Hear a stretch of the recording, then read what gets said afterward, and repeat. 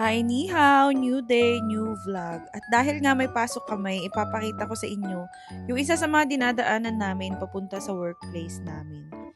Magkaiba po kami ng company ng asawa ko. Magkaibang broker at magkaiba din ng dorm location pero magkasama po kami araw-araw. At gabi-gabi dahil po naka-apartment kami. Sana all. And yes, nakamotor po kami papasok dahil yun ang mas convenient para sa amin. Dahil hindi na namin kailangan gumising ng napakaaga para lang umabot sa service na papunta sa mga company namin.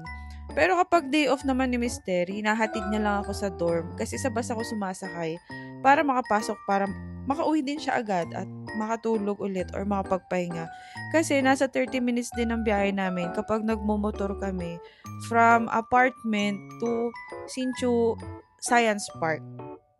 Nung bago ako sa company ko ngayon, syempre sumasabay naman ako sa service. Kaso nahihirapan ako kasi kailangan ko gumising ng napakaaga.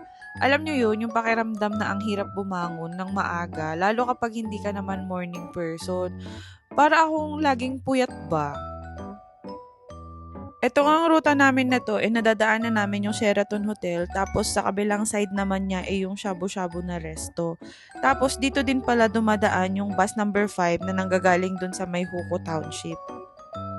Alam nyo ba, sa ikli ng panahon na sumasabay ako sa asawa ko na magmotor papuntang trabaho, madami ako napapansin na mga nakakasabay namin sa daan na sobrang papansin.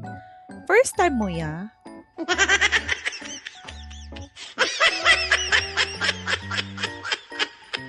Ilang beses na kami naka-encounter ng naka-force din na motor sa stoplight to ha. Naka-red light. Tapos pihit ng silinyador na akala mo siya lang ang nakamotor o nagmamarunong yan. Malapit na nga pala kami sa company namin kaya hanggang dito na lang. Thank you for watching everyone. Ingat palagi mga ka-riders. See you on the next one. God bless and ride safe everyone. Mwah!